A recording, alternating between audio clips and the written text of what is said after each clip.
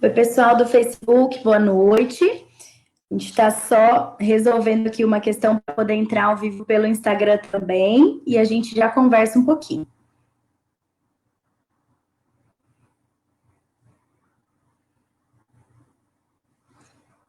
Pronto.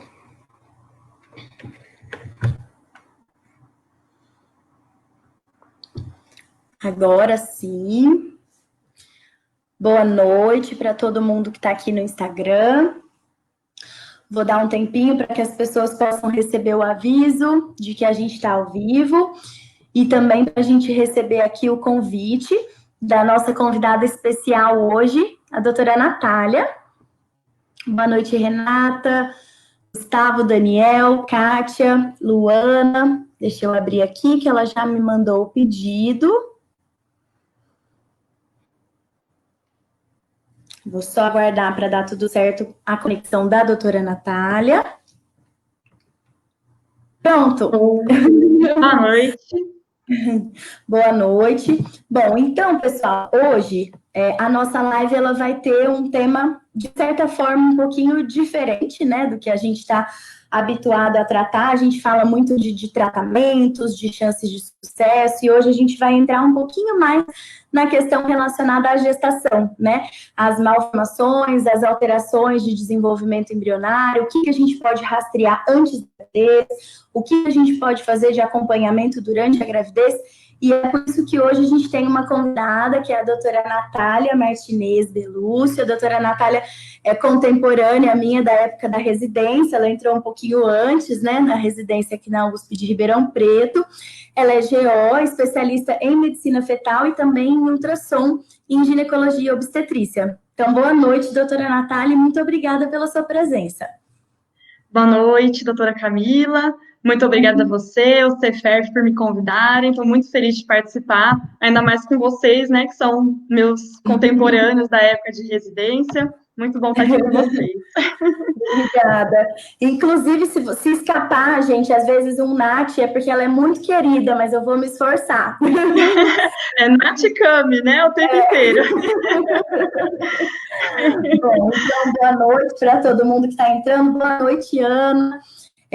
Então, a gente vai começar a falar um pouquinho da programação para a gestação. É natural que quando a gente está pensando principalmente em fazer um tratamento, a gente tenha, lógico que mesmo em gestação espontânea, mas quando a gente está pensando em tratamentos, a gente tem uma expectativa muito grande, né, naquela gestação. E muitas vezes aquela sensação de buscar o máximo de investigações e de acompanhamentos para que a gente possa se precaver, teoricamente, né, o máximo possível antes de uma gestação. E aí entra muito, né, doutora Natália, a questão do pré-concepcional, né, que já vem crescendo hoje em dia, mesmo quando a gente fala em gestação espontânea, que as pessoas busquem por uma avaliação antes, né, das tentativas para engravidar. Isso, exatamente. Então, hoje em dia, a gente tem recomendado para todas as mulheres, então, que façam uma consulta pré-concepcional, né? Hoje, como nós vamos falar sobre malformações fetais, né? A gente vai dar um foco um pouquinho maior para esse tema, mas a consulta pré-concepcional, ela ajuda em inúmeras formas a prevenir várias doenças, a ajustar o que tem que ser ajustado, né? E pensando um pouquinho, então, falando um pouquinho mais sobre as malformações fetais, existem algumas coisas, inclusive, que a gente pode fazer nessa consulta pré-concepcional, algumas avaliações que a gente pode fazer, que vão ajudar a gente a evitar de ter algum tipo de malformação, né? Então, primeiro de tudo, a gente vai ver as comorbidades, né? Os problemas de saúde, os problemas de saúde que precisam ser controlados antes de engravidar, então, tanto para a gente não ter complicações desses problemas de saúde, mas também pensando em malformações fetais. Então, por exemplo, né, o diabetes, né, descontrolado principalmente, ele pode estar relacionado com alterações cardíacas no bebê. O lúpus eritematoso, né, tem alguns tipos de anticorpo que estão presentes no lúpus, que estão relacionados com bloqueio atrioventricular, ou seja, pode causar algumas arritmias no coração do bebê. Então, algumas doenças, né, essa consulta pré-concepcional serve para ajudar a gente a investigar se existem doenças antes de engravidar, Se tem alguma coisa que a gente tem que controlar, né, antes, e partir para esse controle, aí a gente poder depois engravidar com mais segurança, né? Além dos problemas de saúde, a gente tem que pensar um pouquinho com relação às medicações também, né? Então, tem algumas medicações que não podem ser usadas na gestação. Então, por exemplo, alguns anti-inflamatórios, né? Os anti-inflamatórios, de uma forma geral, eles podem interferir na quantidade de líquido amniótico, líquido da bolsa. Eles podem levar o fechamento precoce do canal do ducto arterioso, ou seja, é uma alteração no coraçãozinho do bebê que pode ser causada pelos anti-inflamatórios. Alguns anticonvulsivantes também estão relacionados com malformações, por exemplo, na cabecinha do bebê, no fechamento da coluna, enfim, existem milhões de medicações, né? Geralmente a gente vê as medicações que são usadas antes da gestação, a gente vê o que pode ser substituído, as que precisam ser interrompidas antes. Então, a consulta pré-concepcional dá um tempo para a gente se programar, né, sem bagunçar toda a vida da pessoa, todos os outros problemas de saúde, e pensando na questão de segurança. Exatamente. E se a gente for pensar, de certa forma, um pouco da abordagem que a gente faz também na medicina reprodutiva, né?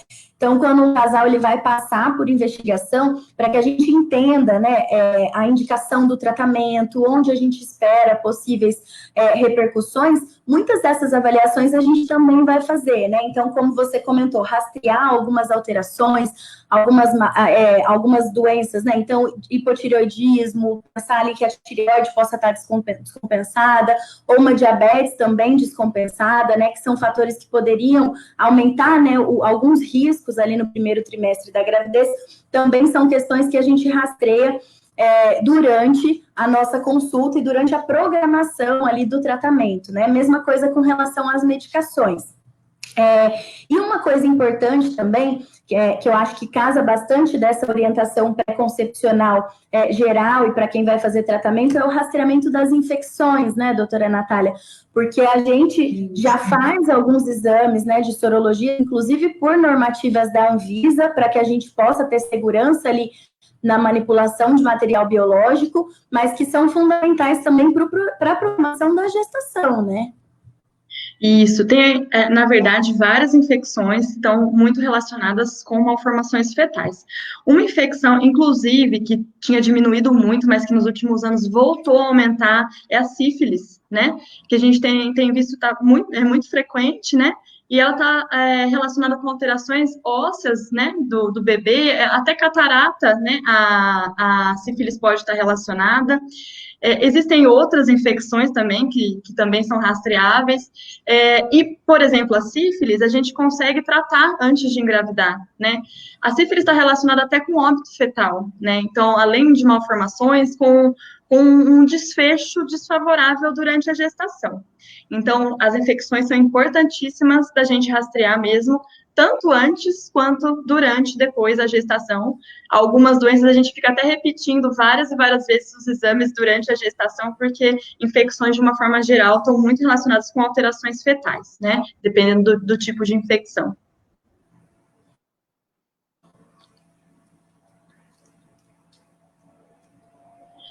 Acho que outra coisa importante para a gente falar da consulta pré-concepcional é com relação ao uso do ácido fólico, né? Hoje em dia a gente tem orientado cerca de 3 meses antes de engravidar que a pessoa comece a usar o ácido fólico, né? O ácido fólico é uma vitamina, né? Que está relacionada com o fechamento do tubo neural.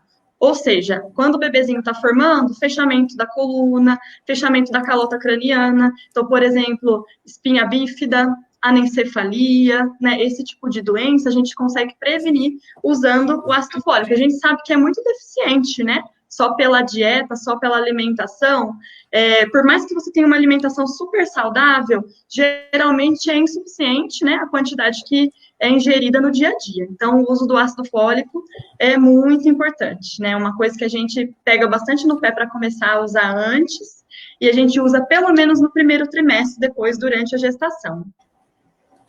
Exatamente. Isso é uma coisa que a gente costuma também começar desde o início, né, assim, do tratamento. Então, aqueles casais em que já falam para nós que tem uma programação ali de seguir, normalmente, logo depois das primeiras consultas, a gente já começa a suplementação. Até podem ser alguns outros polivitamínicos, mas que contenham, né, o essencial é realmente o ácido fólico, né? Existe uma discussão ali com relação à formativa, né, do ácido fólico, que seria também o metilfolato, que em alguns casos a gente pode suplementar, né, mas é fundamental, com certeza, que a gente comece essa suplementação antes da programação da gestação. A gente vê que tem um pouco de discussão, né, a respeito do autismo, né, vem alguns questionamentos, né, a respeito disso. Inclusive, a gente recebeu uma perguntinha que eu queria aproveitar para já colocar aqui na caixinha de perguntas, que foi justamente se tem como a gente saber se o bebê vai ter autismo, a gente fazendo um tratamento específico, né, de reprodução. E olha, infelizmente, na maioria dos casos, a gente não tem como prever, né? O autismo, ele é multifatorial, ele pode ter ali relação genética, mas a gente também depende, né, de outros fatores. Se a gente estiver diante de alguma síndrome que tenha como uma das manifestações ali o autismo e ela tiver hereditário, a gente pode avaliar, buscar aquela síndrome específica, a gente conseguir fazer uma sonda, né, para ir lá nessa avaliação genética do embriãozinho. Mas fazer um painel, fazer um screening, né, para a gente rastrear e excluir o autismo, a gente não consegue, né? Não sei se você quer complementar alguma coisa relacionada a essa questão, doutora Natália.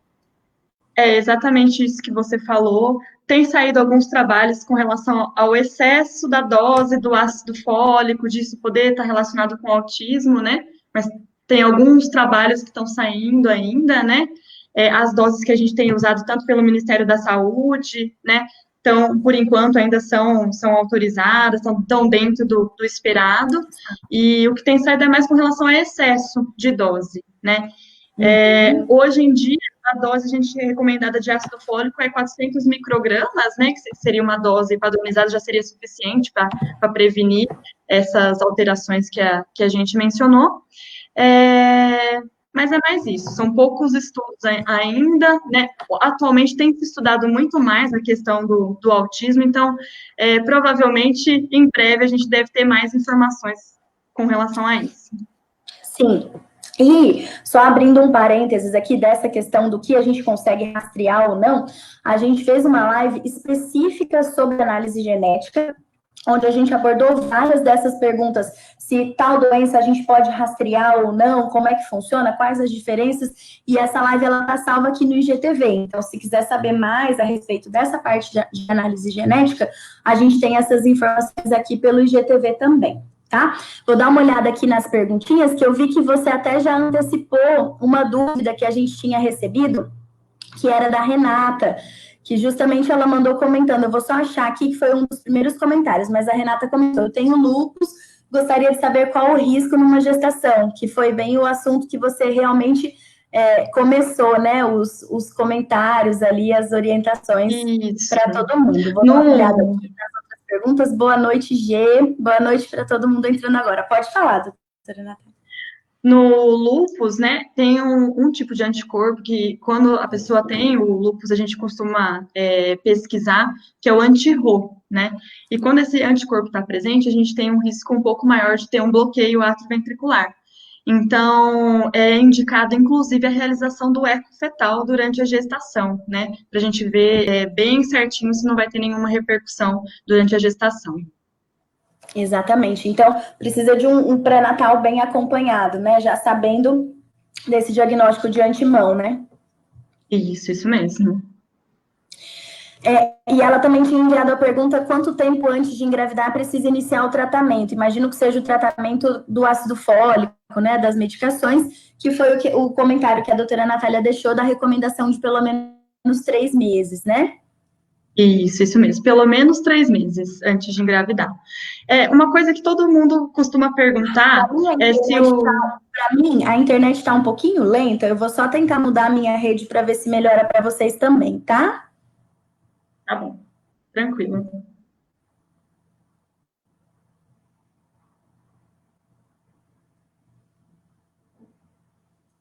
Pronto.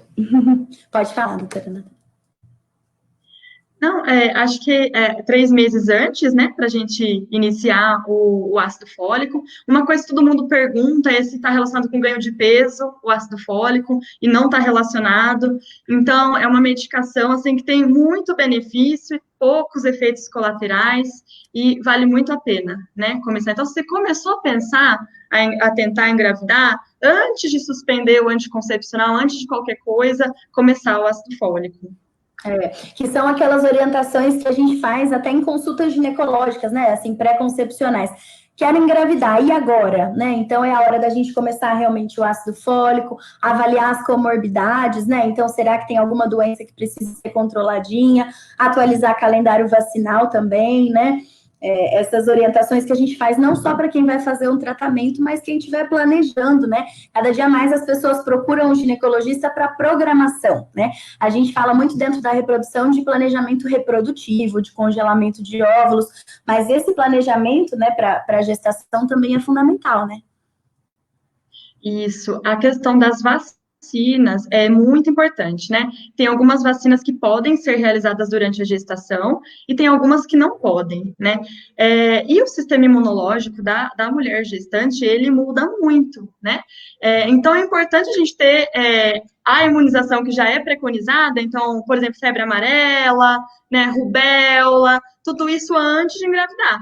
Porque se acontecer de pegar a infecção durante a gestação, a gente pode ter as repercussões fetais que a gente comentou relacionadas com as infecções, né? E, além do que, a gente não pode fazer depois as vacinas durante a gestação. Então, a gente fica descoberto, né? A gente está aí à mercê dessas infecções que ainda existem, né? Exato, exatamente. E aí, a Patrícia mandou aqui um comentário que eu até ia entrar. Você comentou um pouquinho na questão das medicações, e ela comentou: gostaria de saber se uma mulher que faz uso de antidepressivos pode influenciar alguma malformação após a FIV. Normalmente, o que a gente sempre costuma orientar com relação à gestação é sempre a gente avaliar essa questão de risco-benefício, principalmente com o médico que prescreveu a medicação, né? É muito difícil que a gente identifique principalmente medicações relacionadas ao uso psiquiátrico, na bula que ela é totalmente segura, né, para a gestação. E aí, com isso, a gente vai tateando a real necessidade da manutenção daquelas medicações, né? Mas você quer comentar um pouquinho a respeito desse tipo ou outros grupos de medicações também que a gente poderia orientar nessa fase pré-concepcional? É exatamente o que você falou, né? Na verdade, todas as medicações, cada medicação, a gente faz uma classificação com relação à segurança, tanto no uso durante a gestação, quanto no uso na amamentação, depois, que também é importante, né? A gente não esquecer, depois que nasceu, que a amamentação ainda pode sofrer influência, né? Então, na verdade, todas as medicações que você usa, né? Então, antidepressivos, antihipertensivos, de uma forma geral, todas as medicações, a gente precisa rever. Então, antes de engravidar, melhor, porque a gente tem o tempo de repente, transicionar sem bagunçar uma patologia, um problema de saúde de base, né? Existem antidepressivos que são usados, sim, durante a gestação, né? E como a Camila falou, tudo a gente vai pesar risco-benefício, a gente vai ver com relação a essa classificação e poder decidir o que pode ser mantido, o que não pode, o que a gente pode fazer para ajudar, para melhorar, né? Então, mais uma vez, a importância da consulta pré-concepcional e do pré-natal bem feito, né? Com certeza. A Daiane perguntou: estou usando o Gestan Gold, preciso complementar com ácido fólico? A princípio, não, Dai, a gente já tem a dose que a gente precisaria para manter ali durante o tratamento e no comecinho do pré-natal também, tá? E a Suzana, Everaldo Suzana, quem tem síndrome de Turner pode engravidar? Olha, a gente precisa de uma análise um pouquinho mais detalhada, avaliar o seu cariótipo, né, se foi realmente fechado esse diagnóstico. Sendo um diagnóstico de síndrome de Turner, a gente pode ter uma limitação importante com relação à função do ovário, à reserva ovariana e à obtenção de óvulos, né, para o tratamento, mas a gente precisa primeiro avaliar esse diagnóstico, essa reserva ovariana, e com isso a gente discutir opções de tratamento que possam, sim, ser viáveis para o seu caso, tá? E aí, vou dar uma olhadinha aqui, mas a gente foi recebendo várias perguntas. Vou seguir aqui mais um pouquinho na nossa programação, e aí a gente vai abordando pouco a pouco essas perguntas por aqui também. É importante a gente comentar também que nessa questão de avaliação pré-concepcional, quando a gente fala na consulta, né, na avaliação do ponto de vista reprodutivo, a gente avalia o histórico reprodutivo, né, desse casal. E isso ajuda muito a gente também a guiar para alguns exames adicionais que a gente pode fazer, que podem também mudar esse risco, né, de alguma alteração fetal e mudar a indicação do tratamento, como no caso a gente poder precisar, por exemplo, de um estudo genético embrionário, né? Então, quando a gente avalia o histórico reprodutivo daquele casal, é importante a gente saber qual é a idade dessa mulher. Existe um risco aumentado de que essa mulher tenha alguma alteração, né, genética, que possa levar a um risco aumentado de um bebezinho também com alguma alteração. Existe casos de abortos de repetição ou alguma outra suspeita que possa fazer necessário da gente ampliar essa investigação, então fazer pesquisa, por exemplo, do exame do cariótipo, né, que foi uma pergunta que a gente recebeu também na caixinha. É importante a gente fazer o cariótipo antes da fertilização para evitar uma malformação? Olha, o cariótipo ele não é um exame obrigatório antes de qualquer tratamento de fertilização, tá? O cariótipo, para quem não sabe, é um exame de sangue, normalmente, em que a gente vai avaliar os cromossomos, tanto em número quanto em estrutura, para procurar alterações que possam estar relacionadas a alguns diagnósticos, como, por exemplo, aborto de repetição, tá? Mas o cariótipo, ele não é, então, obrigatório. A gente vai pesquisar nesses casos, principalmente suspeitos, né? Relacionados principalmente a má história obstétrica, tá? Nem toda malformação necessariamente tem associação com a questão genética diretamente, né? Então, a gente precisa avaliar qual é essa malformação, se existe já um histórico e se foi relacionada a alguma questão genética para a gente poder pesquisar ou não. Porque acho que um conceito importante, né, Natália, para a gente trazer é a questão do que é congênito e do que é hereditário, que às vezes pode dar um pouco de confusão, porque são termos técnicos, né? Isso. Então, é importante a gente diferenciar esses termos, né? Então, na verdade, congênito é aquilo que acontece durante a gestação. E hereditário é o que tem uma carga genética influenciando, então, no acontecimento daquilo. Então, vamos dar um exemplo, que a gente teve algumas perguntas sobre cardiopatias, né? Então, vamos falar um pouquinho sobre as cardiopatias. Existem inúmeros fatores que podem levar a alterações cardíacas, tá? Bom, para começar, existem milhões de cardiopatias, né?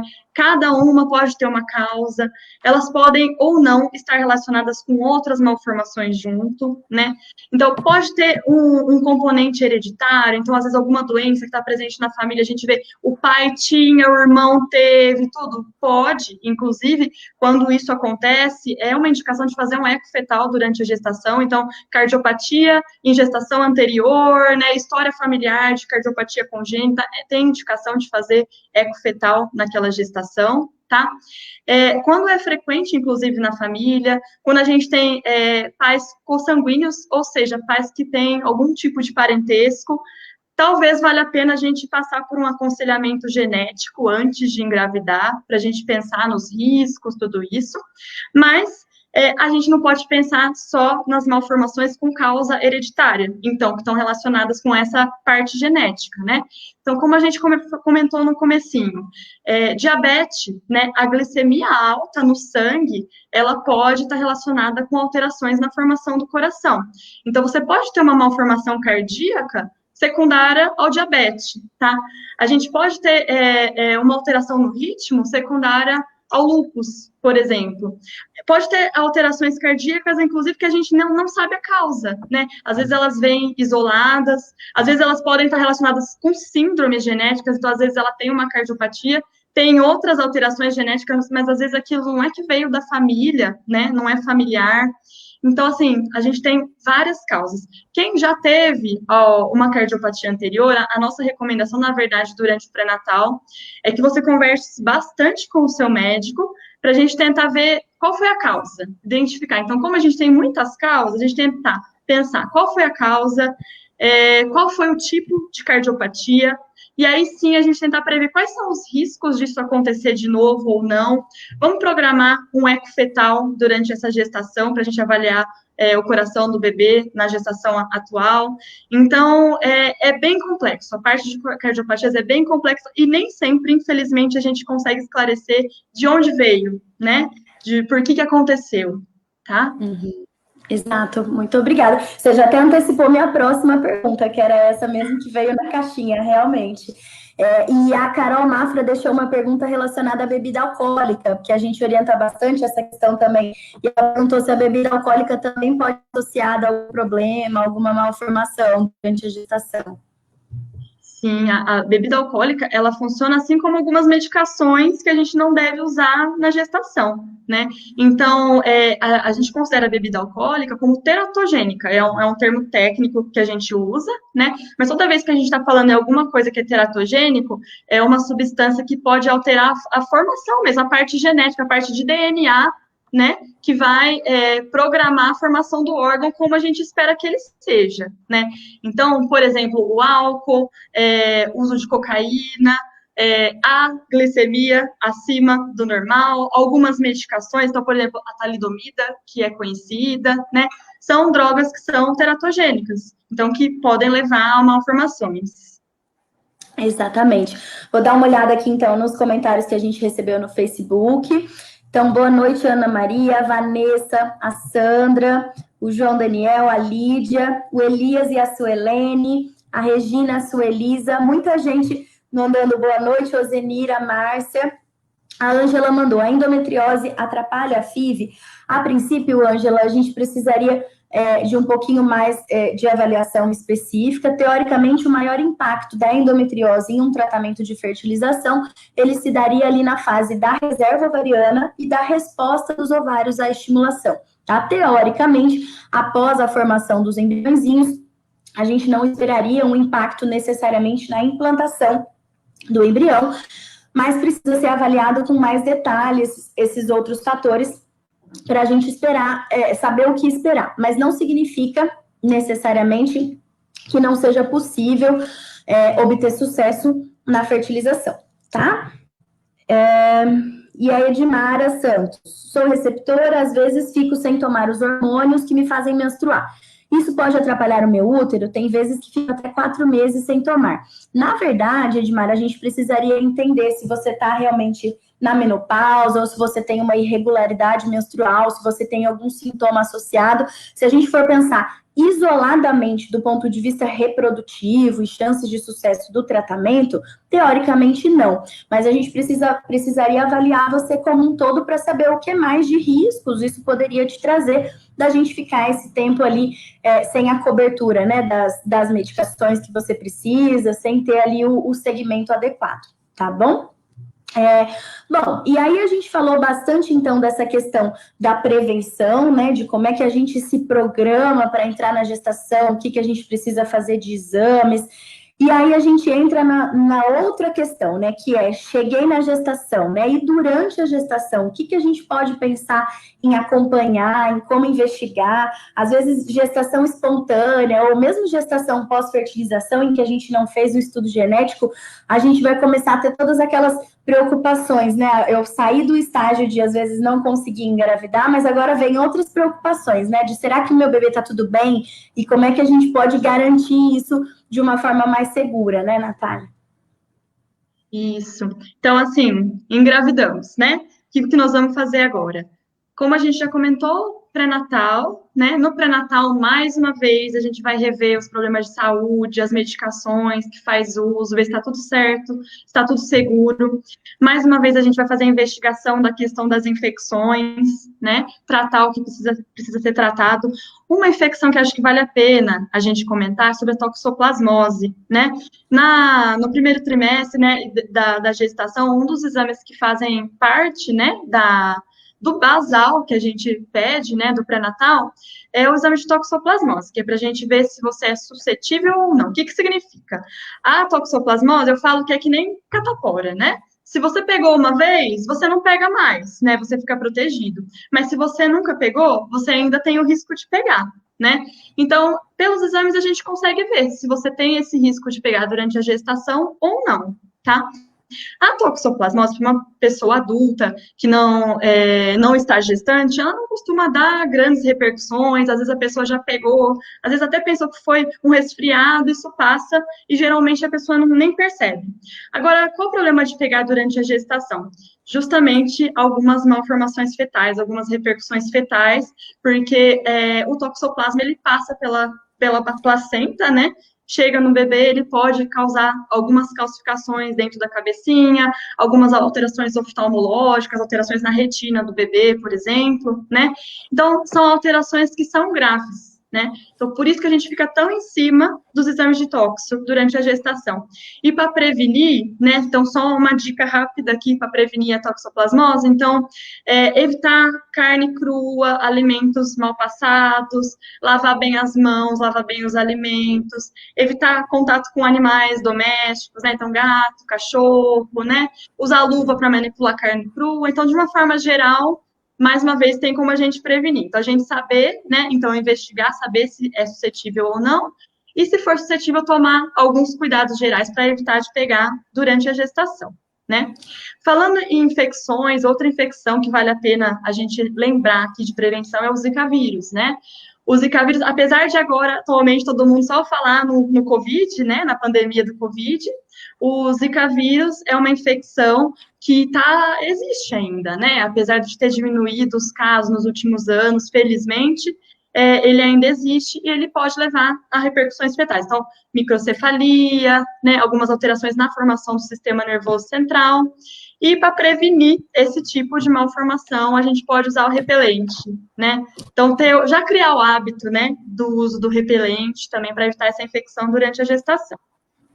Exatamente.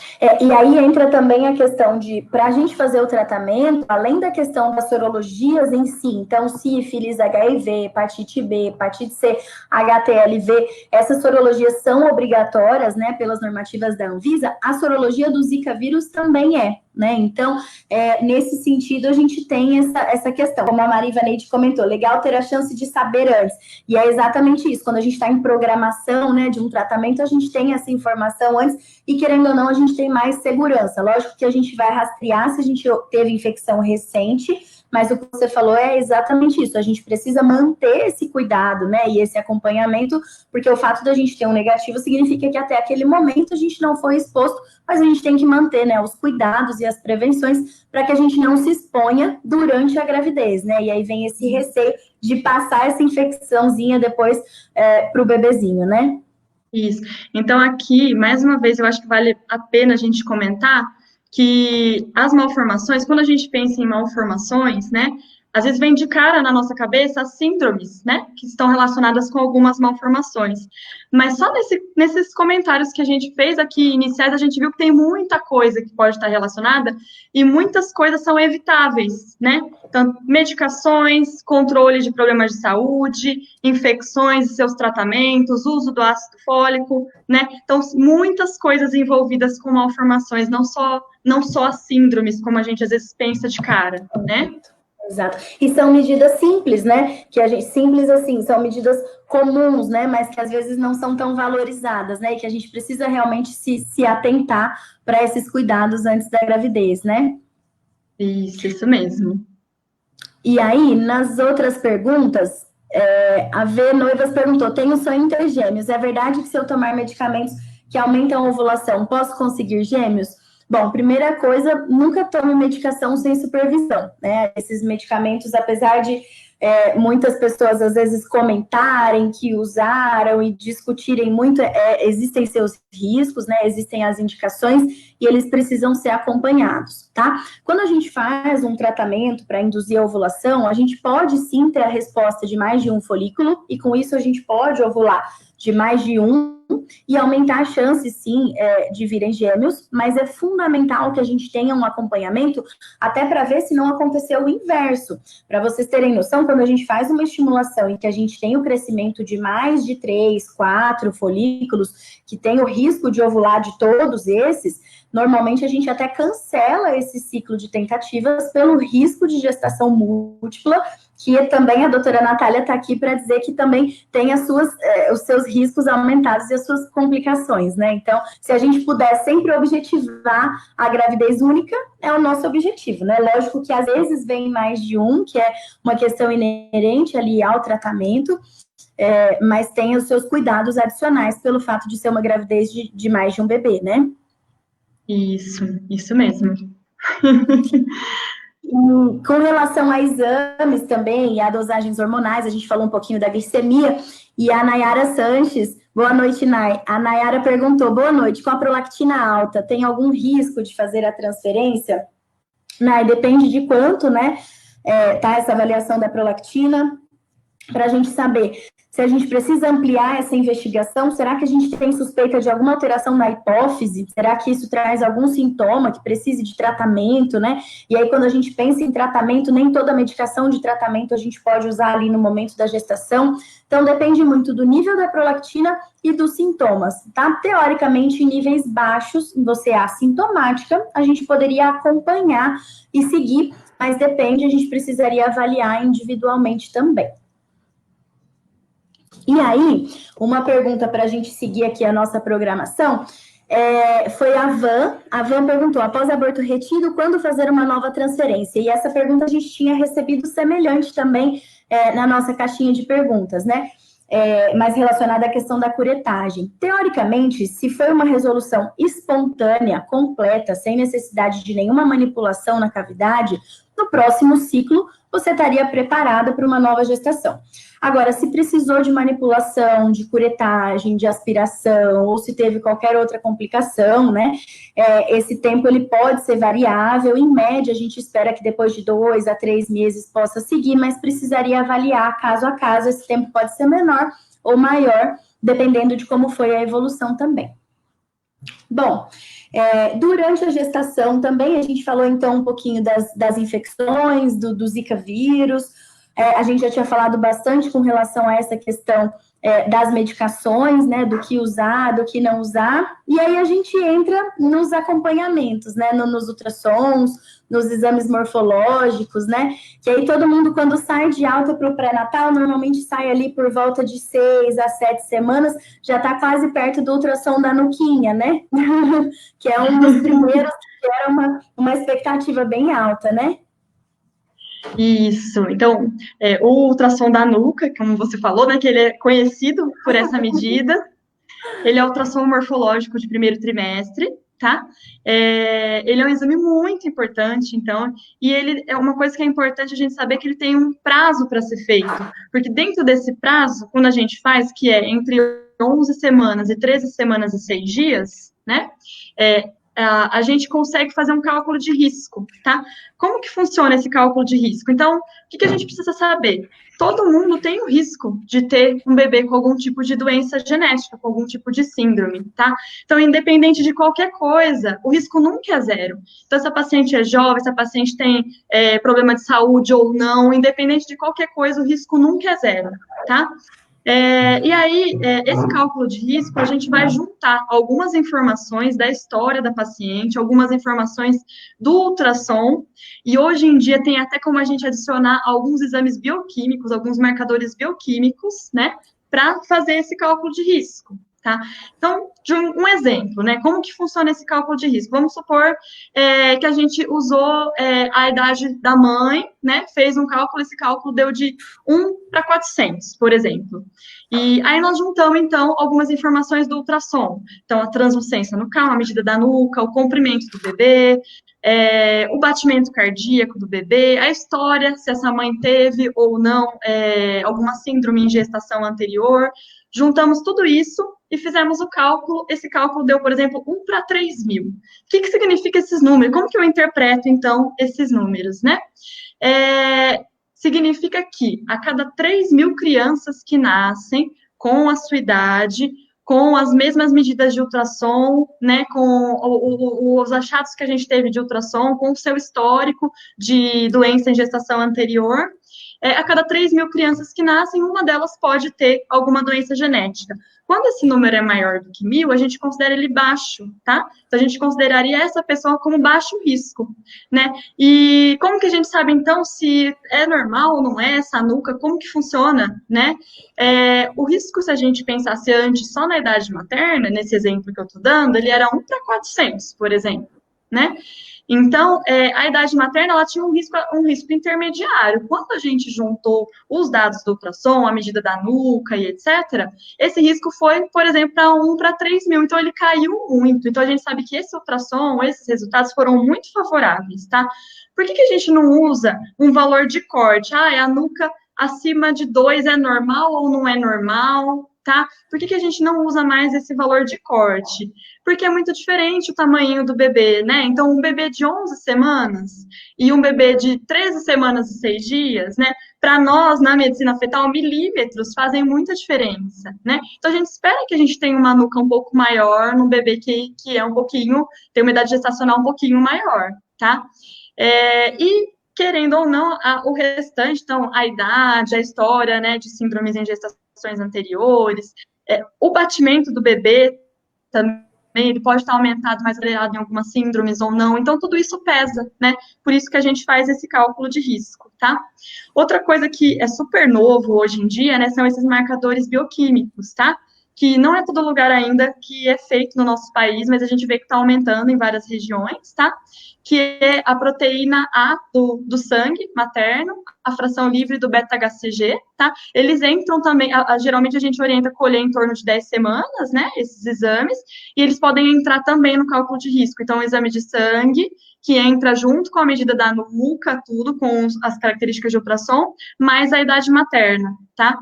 E existem marcadores também para predição de pré-eclâmpsia. Então, marcadores bioquímicos também, então, por exemplo, PLGF também é um exame de sangue, tá? Mais medida do Doppler das artérias uterinas, que também é feito no morfológico de primeiro trimestre. Tudo isso ajuda a gente a fazer mais um outro cálculo de risco, dessa vez não pensando em síndrome, né? Mas pensando em pré-eclâmpsia durante a gestação.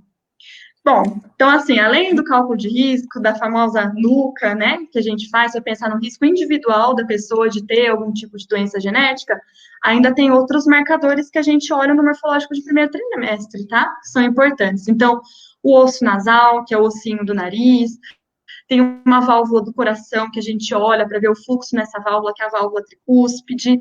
A gente vê o ducto venoso, que é uma parte da circulação do bebê, para a gente ver, né, se pode ter alguma cardiopatia ou não, se pode ter alguma síndrome ou não, dependendo do achado.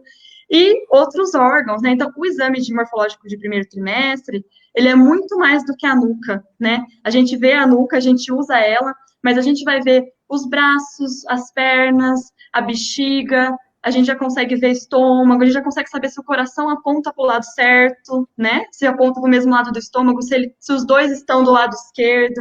Então, o morfológico do primeiro trimestre é um exame muito complexo e super importante, né? Bem além da nuquinha, né? Bem além da nuquinha. Tem muita coisa para ser vista. E, além do morfológico de primeiro trimestre, tem o morfológico de segundo trimestre, né? Que é outro exame também muito importante. Então, aqui é importante porque são duas fases diferentes e cada fase a gente consegue ver uma coisa, né?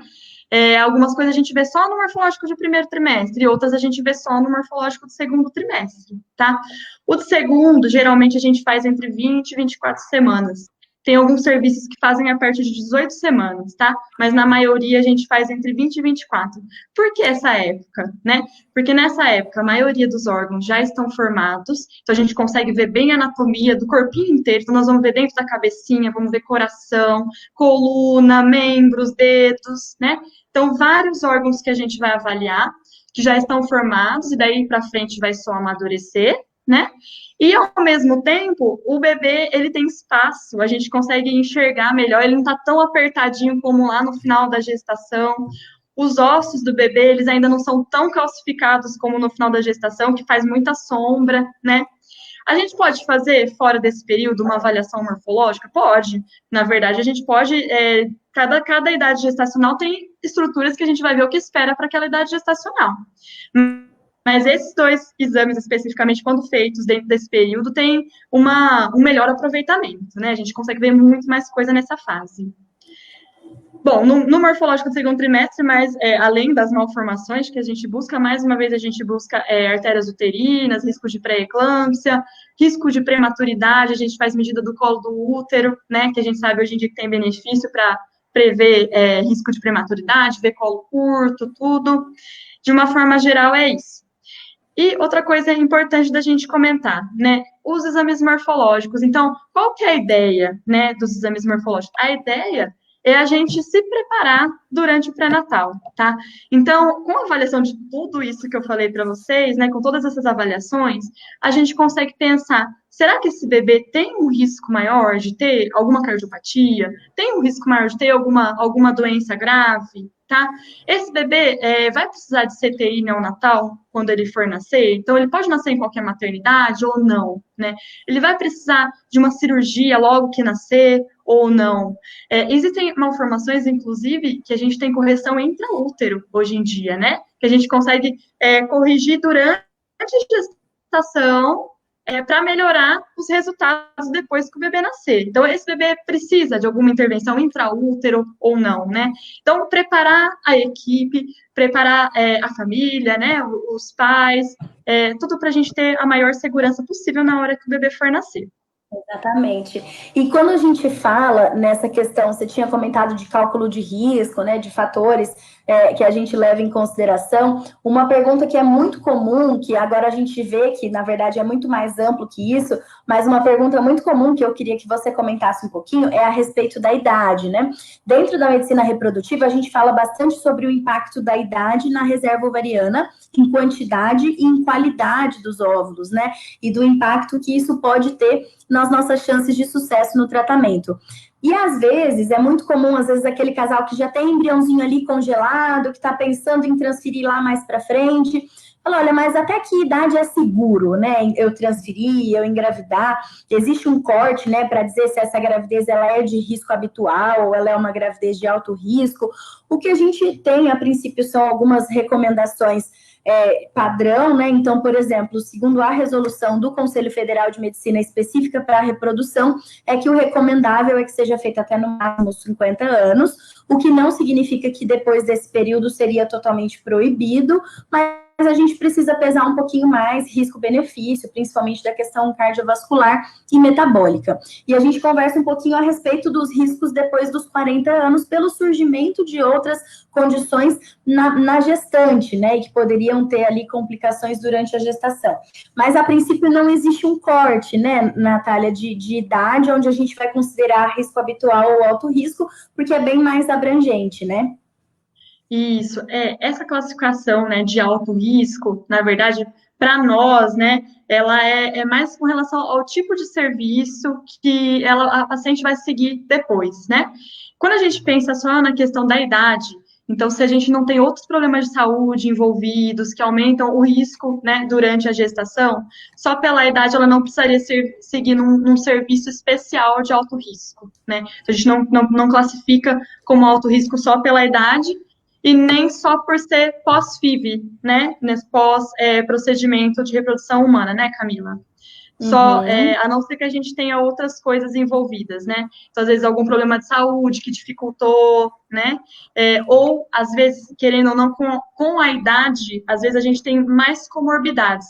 Então, a gente tem um risco maior de ter diabetes junto, de ter hipertensão, e isso, sim, aí classificaria como pelo menos um médio ou alto risco, né? Então, mais com relação às comorbidades. Com relação aos riscos, na verdade, de doença genética, isso sim, a idade pesa muito, né? E a gente vê no cálculo de risco que, às vezes, mesmo o ultrassom sendo muito favorável, às vezes, visualmente, a gente olha e fala, nossa, mas a nuca não é tão grossa. Quando a gente enxerga, quando a gente faz a medida da nuca, não é um valor que chama atenção. Mas, quando entra a idade, né, principalmente depois dos 40 anos, o cálculo de risco, ele tende a ser maior, ele tende a chamar mais atenção. Né? Então, com relação a isso, ao risco, né, de doença genética, a partir dos 35 anos a gente tem um pouco o aumento desse risco, né? Infelizmente. Perfeito. Bom, a gente tem a participação especial do Dr. Anderson. Boa noite, Dr. Anderson. E você teve um fã-clube aqui que te mandou umas mensagens também, quer ver? A Aline colocou, para minha linda doutora Natália, ser mais maravilhosa, só falta fazer meu futuro pré-natal. Parabéns pela live.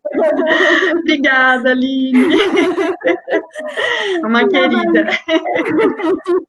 A Vanessa, a Aline, todo mundo comentando que sonha ter 2 bebês. Acho que você vai ter muito pré-natal de gêmeos, se você começar a fazer pré-natal, né? Vou voltar aqui, então, nas dúvidas que a gente possa ter deixado sem responder, para a gente comentar antes da gente encerrar. E aí a Lilian Primo perguntou, posso fazer a FIV com quadro de sinéquia uterina? Bom, a sinéquia nada mais é do que uma cicatriz, né? Então, são algumas aderências ali dentro da cavidade. O importante é que a gente tente uma correção cirúrgica dessa cavidade, normalmente através da esteroscopia. Então, Lilian, a gente passar com uma câmerazinha, olhar qual é a extensão dessa sinéquia, dessa cicatrizinha, onde ela tá, será que é num local onde realmente vai atrapalhar ali a implantação, o tamanho, porque o ideal é que a gente tenha a correção desse quadro antes da gente colocar o embriãozinho no útero, para que isso não impacte na implantação e na evolução da gravidez, tá? A Mariva Neide comentou que foram legais as informações também. Vou dar uma olhada também o Júnior. Boa noite, Júnior. Muitos comentários. Vou dar uma olhada no Facebook também, para a gente poder seguir. Ana Maria, um homem com mais de 50 anos de idade pode gerar um filho com malformação? Ana, teoricamente, o aumento da idade nos homens, ele também tem um impacto ali na qualidade dos espermatozoides, principalmente depois dos 45 anos, tá? Mas não diretamente relacionado a algumas malformações, e o impacto no homem ainda é um impacto muito menor do que quando a gente compara ao impacto da idade da mulher, né? Os nossos óvulos, eles foram formados lá quando a gente era neném, né? Então, a gente tem esses mesmos óvulos, e com o tempo a proporção dos óvulos alterados, ela acaba sendo maior. Enquanto a produção de espermatozoides, ela é renovada ali a cada 60, 90 dias, né? Então, a gente tem, teoricamente, novos espermatozoides, né, novas células germinativas. Então, o impacto, ele existe, sim, com relação à idade, mas ele ainda assim é menor do que o impacto na nossa idade, tá? A Suelisa, muito obrigada, viu, Su, pelo seu comentário aqui também.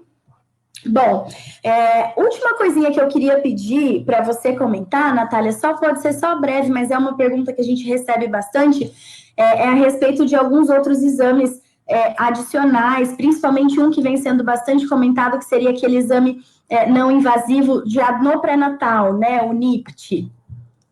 Isso. Então, tem alguns exames adicionais, né, que a gente, às vezes, precisa fazer durante o pré-natal, e o NIPT é um exame que tem sido muito discutido atualmente, né, sobre as indicações, quando que a gente deve fazer, quando que não deve, né. Então, só para esclarecer, né, a sigla do NIPT, na verdade, significa que é um teste pré-natal não invasivo, né, no português, né. E é um exame de sangue, então, que a gente faz em algumas situações, né? Então, quando a gente tem, por exemplo, a gente faz um cálculo de risco no morfológico de primeiro trimestre, a gente vê que existe um risco intermediário, tá? Então, a gente sabe que aquela pessoa não é baixo risco, e ao mesmo tempo ela não teve alterações que demonstram alto risco, que com certeza a gente vai precisar partir para uma avaliação de cariótipo, então uma amniocentese, né, uma biópsia de vilo, tá? Então, um risco intermediário. Aí a gente tem benefício de fazer o NIPT, tá? Ele é muito bom para detecção de algumas síndromes, né? Então, por exemplo, a síndrome de Down, né? A síndrome de Patau, síndrome de Edwards, esse tipo de síndrome, ele é muito bom. Algumas pacientes acima de 35 anos também, a gente tem discutido de fazer o NIPT, né? A gente não pode confundir, ele não é diagnóstico como cariótipo, né? Ele tem uma sensibilidade muito boa, por exemplo, para a síndrome de Down, né? Mas ele tem que ser feito com indicação médica. Então, realmente conversar com o seu médico para ver quando que você deve fazer, tá? Porque vamos supor que você é uma paciente de baixo risco, tá? Que não, de repente você faz o NIPT, ele tem um índice de falso positivo muito baixo, mas ele vem alterado. Quanto a gente vai valorizar o resultado desse exame? Até onde a gente vai, né, para valorizar, tá? Por outro lado, a gente vê, por exemplo, uma malformação muito sugestiva de algum tipo de síndrome, de repente uma cardiopatia que está muito ligada com determinada síndrome, tá? O NIPT vai ajudar a gente, né, num caso assim? Não. Quando a gente vê um caso assim, a gente precisa de cariótipo, tá? Que é feito a partir, com base em outros exames. Então, a aminocentese, que seria a punção do líquido amniótico, né? Ou a biópsia de vilo, né? Que é uma biópsia mesmo, né? Da parte placentária, que a gente vai ver do mesmo jeito a questão do cariótipo, tá? Então, o NIPT é um exame aí que vai crescer muito, provavelmente, ele é muito promissor, né? Tem sido muito usado, mas a gente tem que discutir certinho as indicações. Quando ele é bem indicado, ele é um excelente exame, então, principalmente em pacientes que têm um risco intermediário, tá? Para ter alguma doença genética. Perfeito. Além do NIPT, né, a gente tem outros exames complementares que podem adicionar informações, né? Então, a gente falou do eco fetal, né? Então, também ver quais são as indicações para fazer eco fetal, quem precisa, quem não precisa, tá? A ressonância magnética, todo mundo às vezes tem um pouco de medo desse tipo de exame, mas a ressonância, quando a gente tem indicação para fazer, ela adiciona muitas informações, então a gente muda o método, né, de imagem para avaliar.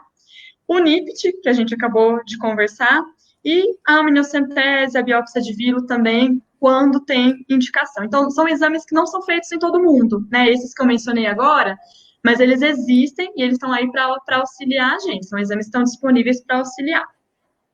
Exatamente. Só para a gente definir, assim, do ponto de vista técnico, esses exames, essas investigações que a gente está falando são já durante a gestação, com a gravidez já evoluindo, né? Diferenciando também do estudo genético que a gente pode fazer no embriãozinho, lá atrás, lá no laboratório, né? Antes da transferência para o embriãozinho, tá? Que é aquele estudo através ou do PGTA, para rastrear alterações de número ou de estrutura dos cromossomos, ou do PGTM, para a gente procurar doenças monogênicas. Então, num estudo, no caso, falando de análise genética embrionária, a gente está falando de conhecer ali o estudo, a carga, né, genética do embriãozinho antes dele chegar na transferência, e desses exames todos que a gente está falando agora são da gente conhecer realmente, ou ter pistas ali da carga genética e do desenvolvimento desse embriãozinho já dentro do útero, né, já virado ali feto, né, e evoluindo a gravidez. Bom, e vou ler por último um comentário só da Rose, que deixou um abração para o Dr. Anderson, Dr. Jorge, para mim, que me acompanharam, saudades de vocês. Rose, um abraço muito grande para você, muito obrigada por você estar aqui também, todos vocês que mandaram aqui as suas perguntas, seus comentários, seus corações, agradeço muito aqui todas as perguntas desde a caixinha, essa interação que a gente teve no Facebook, no Instagram. E queria agradecer também a sua participação, Natália. Muito obrigada por todas as dúvidas respondidas, né? Por acalmar ali o nosso coração, né? Nesse período ali da programação.